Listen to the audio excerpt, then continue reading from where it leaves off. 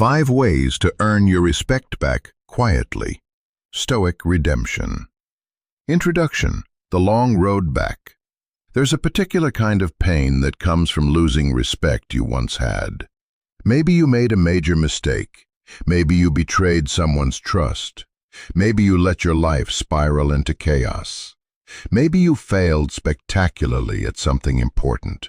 Whatever happened, you went from being someone people looked up to, or at least respected, to being someone they look at with disappointment, pity, or contempt. This path is harder than losing respect was. It requires humility to accept where you are, courage to face what you've done, wisdom to chart a different course, and tremendous patience as you rebuild brick by brick what you destroyed in a moment. But it's possible.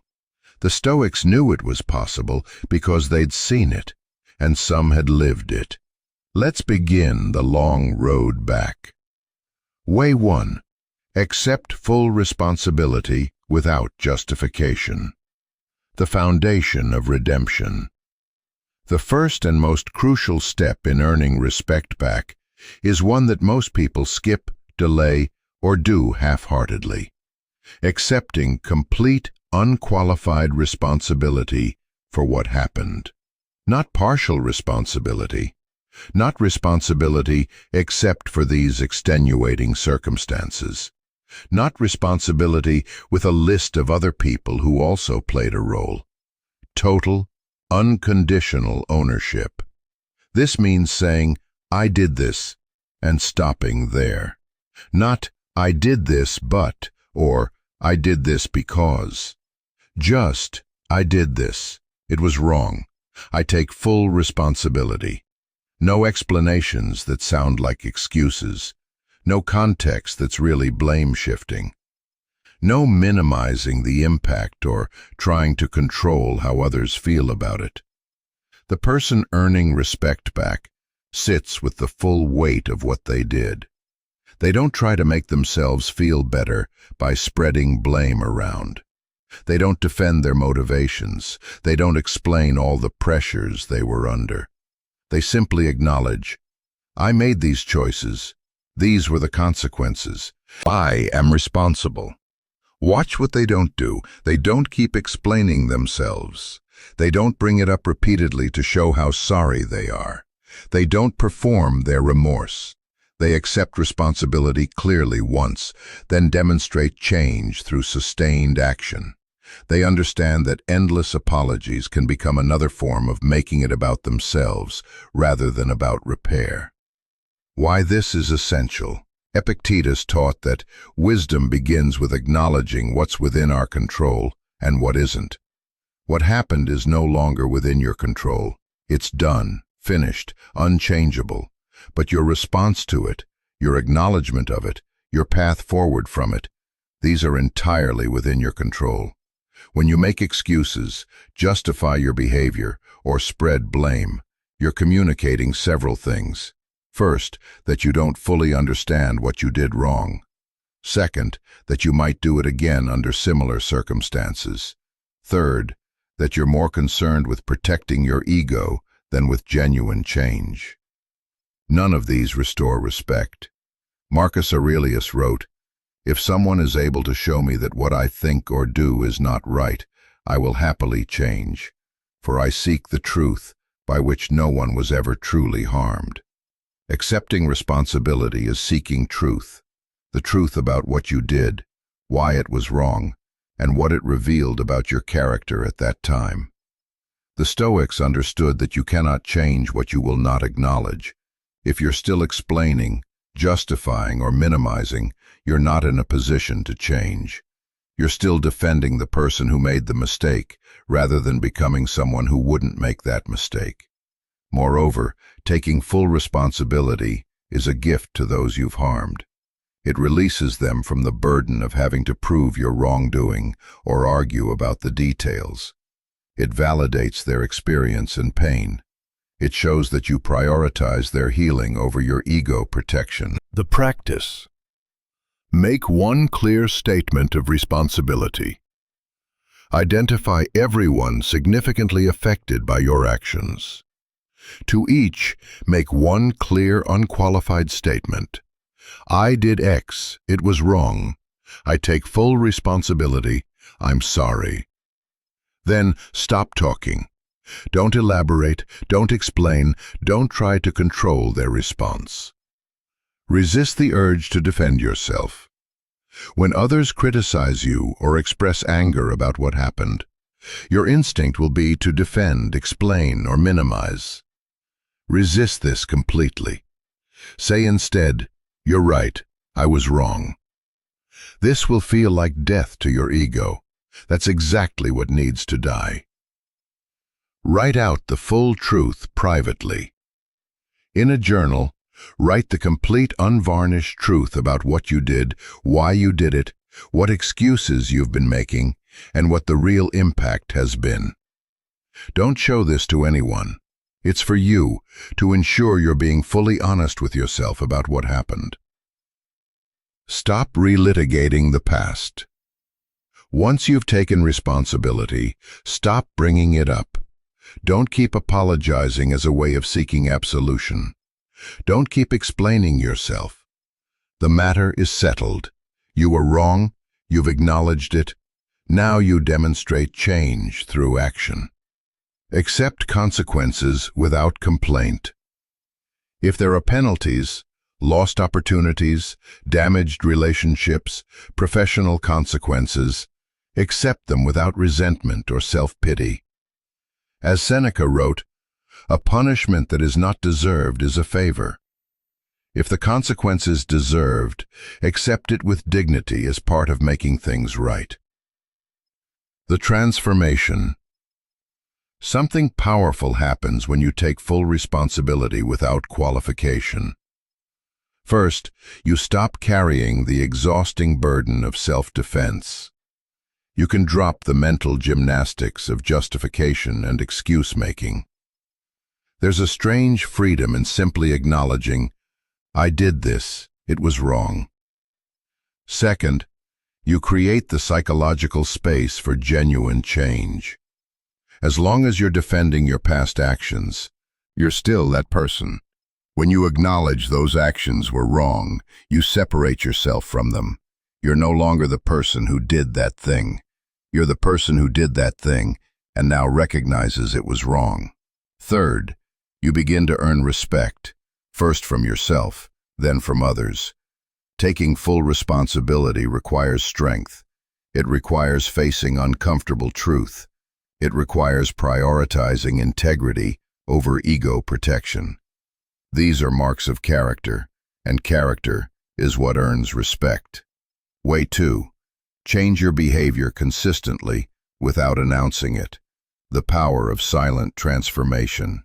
After accepting responsibility comes the hard part, actually changing. Not talking about changing, not making promises about changing, not explaining your new commitment to being different. Actually, concretely, measurably changing your behavior, day after day, week after week, month after month. The person earning respect back doesn't announce their transformation. They don't post about their journey on social media. They don't give speeches about their new commitment to growth. They don't ask to be acknowledged for not repeating their mistakes. They just quietly, consistently behave differently. If the problem was anger, they develop restraint, not perfectly, but noticeably, consistently. If the problem was dishonesty, they tell the truth, even when it's costly. If the problem was addiction, they stay sober, one day at a time. If the problem was selfishness, they serve others, without keeping score. They demonstrate change through sustained action, not through talk. Watch what they don't do. They don't ask others to notice their improvement. They don't point out how much they've changed. They don't compare their current self favorably to their past self. They just do the work of being different, trusting that sustained change will eventually speak for itself. Why this rebuilds respect. Marcus Aurelius wrote, Waste no more time arguing what a good man should be. Be one. This applies perfectly to redemption. Stop talking about who you're becoming. Become that person. Stop explaining your new commitments. Live them. Stop promising you've changed. Prove it through consistent action over extended time. The Stoics understood that words are cheap, especially words from someone who has already demonstrated that their words don't align with their actions. Your promises mean nothing now. Your explanations are worthless. Your commitments are suspect. The only thing that matters is what you actually do repeatedly over time. Seneca wrote, "Cherish some man of high character, and keep him ever before your eyes, living as if he watched you, and ordering all your actions as if he beheld them." The person earning respect back must live this way constantly. Every action must align with who they're trying to become, regardless of whether anyone notices. Silent transformation is powerful because it can't be faked long-term. You can announce change and not follow through. You can make promises and break them. You can explain your new philosophy and violate it the next day. But you can't consistently behave differently over months and years unless you've actually changed. Time and consistency prove authenticity. Moreover, silent change respects those you've harmed. It doesn't ask them to do the work of validating your transformation. It doesn't burden them with having to acknowledge your growth. It simply gives them space to observe, form their own conclusions, and respond in their own time.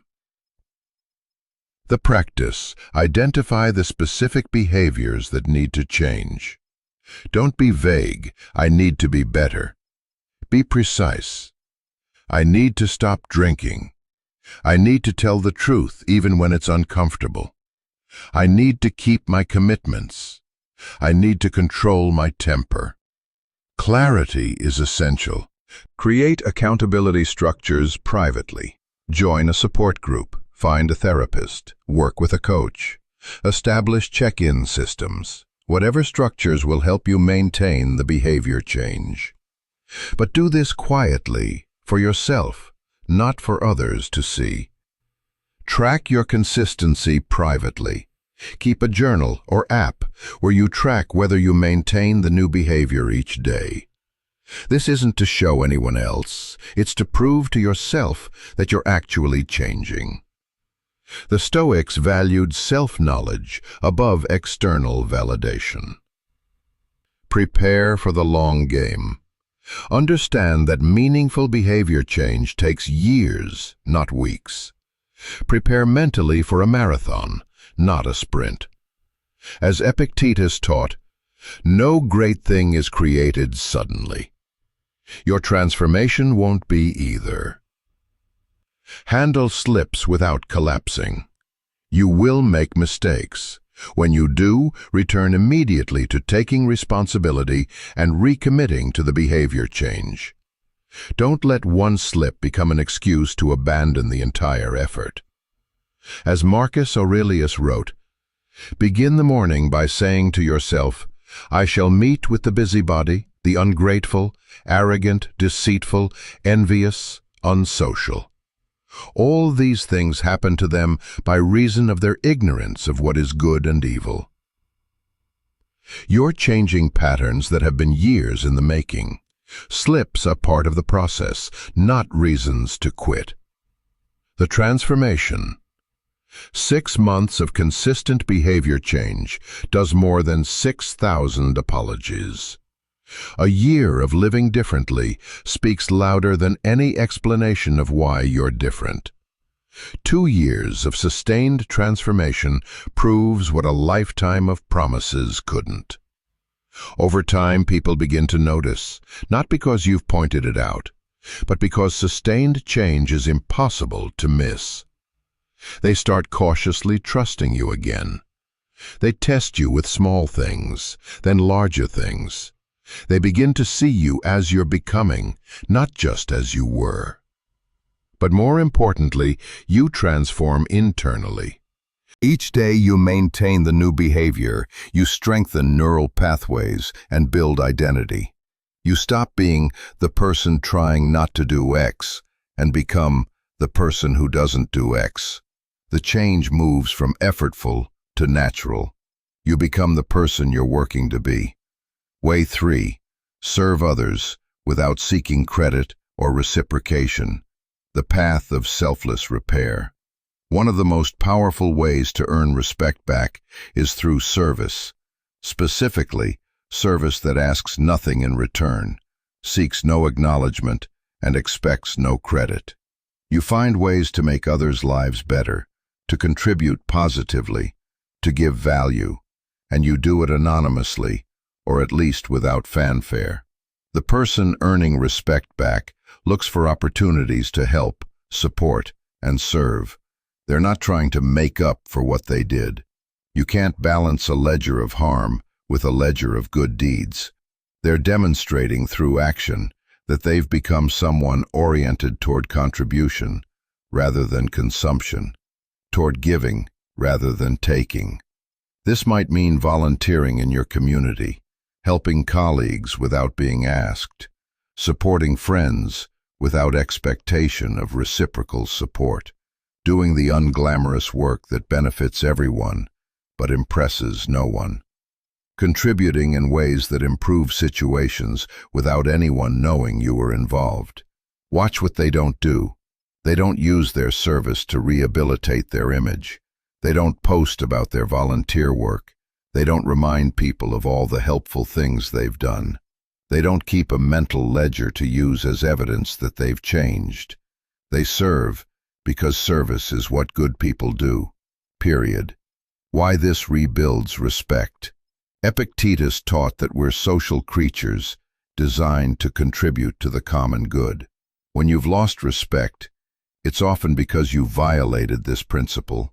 You took rather than gave, harmed rather than helped, consumed rather than contributed.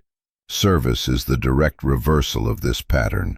The Stoics believed that virtue is demonstrated through action in service of others. Marcus Aurelius, despite being emperor, constantly reminded himself that his role was to serve the empire, not to be served by it. He wrote, "Human beings are born for the sake of each other, so either teach them or endure them." Service teaches through example. Moreover, selfless service transforms you internally. When you consistently put others' needs ahead of your own ego, when you contribute without seeking credit, when you help without expecting reciprocation, you develop humility, compassion, and genuine concern for others. These qualities are the opposite of whatever led to losing respect in the first place. Seneca wrote, "Wherever there is a human being, there is an opportunity for crisis." He also could have written, "Wherever there is a human being, there is an opportunity for service." The person earning respect back trains themselves to see these opportunities and act on them consistently. Silent service also proves that your change isn't about managing your reputation. If you were serving just to look good, you'd make sure everyone knew about it. When you serve without seeking credit, you demonstrate that your motivation is internal transformation, not external validation.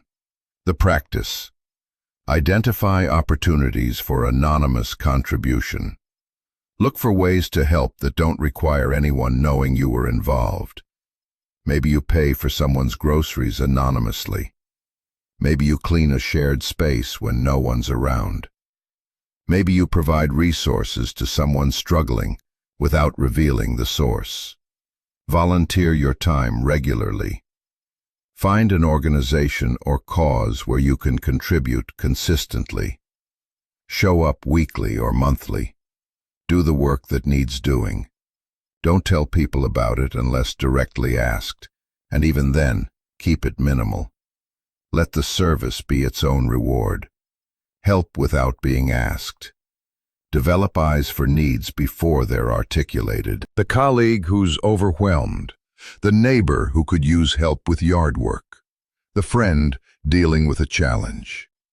Offer help, provide it, then move on without expecting acknowledgement. Practice the art of invisible support. Look for ways to make others succeed without your involvement being visible. Maybe you pass along opportunities anonymously. Maybe you advocate for someone without them knowing. Maybe you handle problems behind the scenes so others can focus on what matters. Keep a private service journal. Track, not to prove anything to anyone, but to ensure you're consistent. Write down what you did, how it helped, and what you learned. This keeps you focused on contribution rather than recognition. The transformation. Over time, service changes you fundamentally. You stop centering yourself in every situation. You develop genuine care for others' well-being. You find satisfaction in contribution rather than recognition. You become someone who adds value to every situation they enter. People notice, even if you're not announcing it. They see you showing up, helping out, making things better. They might not know the full extent of your contribution, but they sense the shift from taker to giver. This gradual recognition is worth far more than any self-promotion could achieve. Most importantly, you earn your own respect back through service. Each time you help without seeking credit, each time you contribute without expecting return, each time you put others first, you prove to yourself that you've changed. This internal validation is the foundation everything else is built on. Way 4. Keep your promises meticulously, especially small ones. The reconstruction of trustworthiness. When you've lost respect, you've usually lost trust. Maybe you broke promises. Maybe you said one thing and did another. Maybe you committed and failed to follow through. Whatever the specifics, people learned they couldn't depend on your word. Rebuilding trust requires proving, through hundreds of small demonstrations, that your word now means something. The person earning respect back becomes meticulous about commitments. If they say they'll call at 3 p.m., they call at 3 p.m. If they commit to a deadline, they meet it or communicate early about changes. If they promise to be somewhere, they arrive on time. Small promises, kept consistently, rebuild the foundation of trust. They're also careful about what they commit to. They don't overpromise anymore. They don't say yes to everything. They think carefully before committing, because they understand that every commitment they make is a test of whether they've actually changed. Better to decline up front than to commit and fail. Watch what they don't do. They don't make excuses when they keep promises. They don't expect praise for doing what they said they'd do. They don't ask to be acknowledged for their reliability. They just quietly, consistently follow through, treating every commitment, no matter how small, as sacred. Why this rebuilds respect? The Stoics valued integrity, the alignment of words and actions. Marcus Aurelius wrote, "Whatever you do, do it as if it were the last thing you were doing in your life." This applies to promises. Every commitment you make, keep as if your character depends on it, because it does. When you've broken trust, words alone cannot restore it. Only consistent action over time can. Each promise kept is a small deposit in the trust account. Each deadline met is evidence that you're different now. Over months and years, these small deposits accumulate into a restored reputation for reliability. Epictetus taught that we should be more concerned with our character than with our reputation. But he also understood that character eventually produces reputation. When you treat every promise as sacred, especially small ones that no one would notice if you broke, you're building character. The reputation follows naturally. Moreover, keeping small promises trains you for big ones. The person who's cavalier about being 5 minutes late won't be trusted with major deadlines. The person who forgets to return phone calls won't be trusted with important communications. The person who breaks small commitments reveals they'll break large ones when it's convenient. Seneca wrote, "Let us therefore set out wholeheartedly, leaving aside our many distractions, and exert ourselves in this single purpose, before we realize too late the swift and unstoppable flight of time and are left behind." The person earning respect back understands that time is finite, and every promise is an opportunity to demonstrate change or to waste that opportunity. The practice. Maintain a commitment tracker. Write down every promise you make, to yourself and to others. Include deadlines. Review it daily. This ensures nothing falls through the cracks. The Stoics valued systems that support virtue. Under-promise and over-deliver. When estimating what you can do, or when you can do it, build in buffer. If you think something will take 3 days, say it'll take 5. Then deliver it in 4. This gives you space for unexpected challenges, while building a reputation for exceeding expectations. Communicate proactively about changes. If circumstances genuinely prevent you from keeping a commitment, communicate immediately. Not when the deadline arrives, but as soon as you realize there's a problem. Offer solutions, take responsibility, and follow through on the revised commitment. Treat every commitment equally. Don't distinguish between important promises and minor ones. If you say you'll do something, do it, whether it's a major project or returning someone's call. Your character is revealed in how you handle small things when no one's watching. Say no more often. Protect your ability to keep promises by making fewer of them. It's better to keep 5 promises than to make 10 and keep 7. Quality over quantity. Every broken promise, no matter the excuse, undermines your rebuilding efforts. The transformation. After a year of meticulously keeping promises, something shifts. People begin to trust your word again. They stop double-checking with you. They stop worrying about whether you'll follow through. They relax around you because they know they can count on you. More importantly, you trust yourself again. You know that when you commit to something, you'll do it. This self-trust radiates outward as confidence. Not the fake confidence that comes from pretending, but the real confidence that comes from demonstrated capability and character. You become someone whose word is solid. In a world full of unreliability, this is rare and valuable. People want you on their team, in their lives, in their important projects, because they know you'll do what you say. This is respect earned the hardest way possible. One small promise kept at a time. Way 5. Face the people you've harmed with quiet dignity. The courage of presence. One of the most difficult aspects of earning respect back is continuing to show up in spaces where people know what you did. The temptation is to hide, to avoid, to reconstruct your life in a new place where no one knows your past. But the person truly earning respect back does the opposite. They face the people they've harmed with quiet dignity, day after day. They don't hide from their past. They don't avoid people who witness their failures. They don't run to a new city, a new job, a new social circle, where they can pretend to be someone they weren't. They stay present, accept the discomfort of being known for their worst moments, and demonstrate through sustained presence that they're becoming someone different. This doesn't mean forcing yourself on people who don't want contact. If someone needs space, you give it.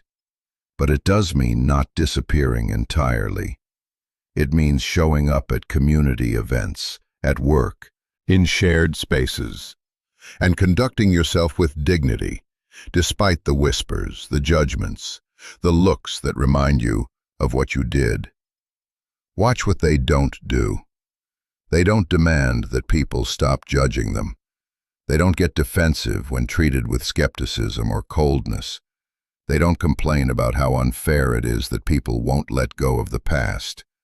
They accept that they earned this scrutiny, and they patiently demonstrate through sustained good behavior that they've changed. Why this rebuilds respect. Marcus Aurelius wrote, "The impediment to action advances action. What stands in the way becomes the way." The discomfort of facing those you've harmed is not an obstacle to redemption. It is redemption. Every time you show up with dignity despite the discomfort, you demonstrate courage and commitment to change. The Stoics valued courage as one of the cardinal virtues. It takes tremendous courage to face people who know your worst moments, who have legitimate reasons to distrust you, who might never fully forgive you. Running away is easy. Staying present is hard. Hard is what builds character. Epictetus taught that we grow through difficulty, not despite it. The person earning respect back embraces the difficulty of being known for their failures while working to be known for their transformation. They don't hide from their past. They transcend it by becoming someone different, while remaining visible to those who knew them before. Moreover, presence allows people to actually observe your change. If you disappear, no one can see that you've transformed. They're left with their last impression of you, which is probably your worst moment. When you stay present, they can gradually observe the difference between who you were and who you're becoming. Seneca wrote, "A gem cannot be polished without friction." The friction of facing those you've harmed is what polishes you into something worthy of respect. Each uncomfortable interaction, each awkward moment, each silent judgment, these are the friction that refines your character. The practice. Show up consistently to shared spaces, whether it's work, community groups, social gatherings, or other shared contexts. Show up, not aggressively, not demanding attention, but present. Let people get used to seeing you again in contexts where you're behaving well. Conduct yourself impeccably. Understand that you're under scrutiny, and you've earned that scrutiny. Everything you do will be watched and judged. Accept this. Use it as motivation to conduct yourself with exceptional character. Every interaction is a chance to demonstrate change.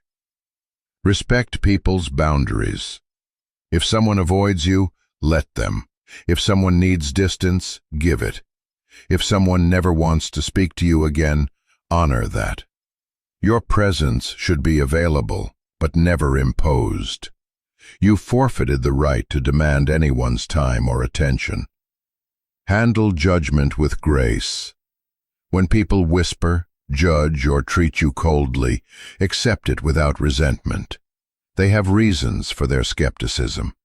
Don't defend yourself, don't explain, don't try to control their perceptions. Just continue being present and behaving differently. Find ways to contribute to shared spaces. Don't just show up, add value. Help with events, contribute to projects, support the community. Not conspicuously, not for recognition, but because this is how members of a community behave. Be useful, helpful, present. The transformation. Over time, the most remarkable thing happens. people's memories start to include not just what you did, but who you became afterward. They remember the failure, yes, but they also remember the years of quiet dignity, consistent good behavior, and humble presence. Some people will never fully forgive you. Accept this. Some people will always see you through the lens of your worst moment. Make peace with this. But many people, if they observe sustained change over sufficient time, will gradually shift their perception. Not because you demanded it, but because you demonstrated it. More importantly, you develop something unshakable. The knowledge that you faced your worst moment's consequences with dignity. You didn't hide, you didn't make excuses, you didn't run away. You stood in the discomfort and demonstrated through sustained action that you had changed. This self-knowledge is worth more than any external validation. The long arc of redemption. We've explored 5 ways to earn your respect back quietly, the Stoic way. 1. Accept full responsibility without justification. Own what you did completely. 2. Change your behavior consistently without announcing it. Demonstrate transformation through sustained action. 3. Serve others without seeking credit. Prove your new orientation through selfless contribution. 4. Keep your promises meticulously. Rebuild trust through hundreds of small demonstrations. 5. Face the people you've harmed with quiet dignity. Stay present despite discomfort. Notice what ties these together: patience, humility, consistency, and quiet action. None of these is quick. None is easy. None guarantees that everyone will respect you again. But together, over years, they create the conditions for genuine redemption. The Stoic understanding of redemption. The Stoics believed that no one is beyond transformation. Marcus Aurelius repeatedly reminded himself that people act wrongly out of ignorance, not evil. They don't understand what's truly good. When understanding comes, behavior can change. You were ignorant. Now you're learning. This learning never ends. Seneca, who experienced both the heights of power and the depths of condemnation, understood redemption intimately. He wrote, "If you wish to be loved, love." We might add, if you wish to be respected, become respectable. Not through talk, not through image management, but through the patient, consistent demonstration of changed character.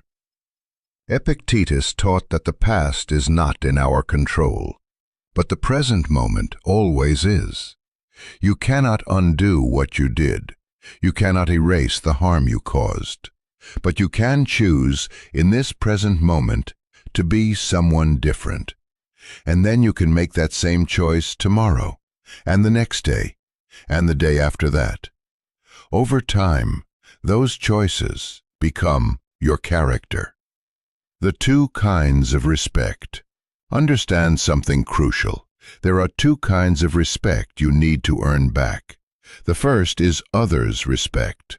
This is important, but it's not entirely within your control. You can do everything right for years, and some people will never respect you again. You must accept this. The second kind of respect is your own. This is entirely within your control, and it's more important. When you take full responsibility, change your behavior, serve others, keep your promises, and face those you've harmed with dignity, you're earning your own respect back. You're becoming someone you can look at in the mirror without shame. Self-respect is the foundation everything else is built on. If you have it, others' lack of respect is painful but manageable. If you lack it, others' respect, if it comes at all, feels hollow because you know you haven't truly changed. The timeline no one wants to hear. Here's the uncomfortable truth. Earning respect back takes years. Not weeks, not months, years. And even then it's not guaranteed. Some people you've harmed will never trust you again, never respect you again, never want you in their lives again. You must accept this as the legitimate consequence of your actions. But for those who are willing to observe your sustained transformation, the timeline looks roughly like this. First 6 months, people are skeptical. They're watching for you to slip back into old patterns. Every misstep confirms their suspicion that you haven't really changed. 6 months to a year, people begin to notice consistency. They're still skeptical, but they're grudgingly acknowledging that you've sustained changes longer than they expected. 1 to 2 years, cautious trust emerges. People might give you small opportunities to prove yourself. They're testing whether your transformation is real. 2 to 5 years, if you've maintained consistency, genuine respect begins to return. People start seeing you through the lens of who you've become, not just who you were. 5 years and beyond. You've built a new reputation on top of the old one. People know your past, but they also know your years of sustained change. The respect you have now is deeper than what you lost, because it was earned the hard way. This timeline assumes consistent daily practice of these 5 principles. Any slip, any return to old patterns, resets the clock. When progress feels impossible. There will be days, many days, when this path feels impossible. When you've been working hard for months and people still treat you coldly. When you've changed so much and it seems like no one notices. When the weight of what you did and the length of the road back feels unbearable. In these moments, remember what Marcus Aurelius wrote. You have power over your mind, not outside events. Realize this and you will find strength. You don't control whether others respect you. You control whether you're becoming someone worthy of respect. Focus there. Remember what Seneca wrote. It is not because things are difficult that we do not dare. It is because we do not dare that they are difficult. The difficulty of earning respect back is real, but it becomes insurmountable only if you give up. Keep daring, keep trying, keep showing up. Remember what Epictetus taught. It's not what happens to you, but how you react to it that matters. What happened, your failure, your mistake, your loss of respect, cannot be changed. How you react to it, starting right now, determines everything that follows. The ultimate Stoic truth about redemption. The Stoics believe that every moment offers a fresh start. Not in the sense that the past disappears, but in the sense that the present is always yours to shape. You cannot undo what you did, but you can decide, right now, to be someone different going forward. This is not easy. It's perhaps the hardest thing a human can do, to face their own failures fully, to accept responsibility completely, and to commit to the long, patient work of transformation, without guarantee of external reward. But it's possible. It's always possible. As long as you're breathing, you can choose to become someone worthy of respect. First in your own eyes, then in others. Start today. Take full responsibility for one thing you've been avoiding. Change one behavior without announcing it. Serve one person without seeking credit. Keep one promise meticulously. Face one uncomfortable situation with dignity. Then do it again tomorrow, and the next day, and the day after that. Over time, longer than you want, harder than you hoped, you'll earn something precious. The respect that comes from becoming someone better than you were. Someone stronger for having fallen and risen. Someone worthy, not despite your past, but because of how you've responded to it. This is the Stoic path of redemption. Walk it with patience, humility, and unwavering commitment. The respect will come. first from yourself, then gradually from others. And when it does, you'll know you truly earned it.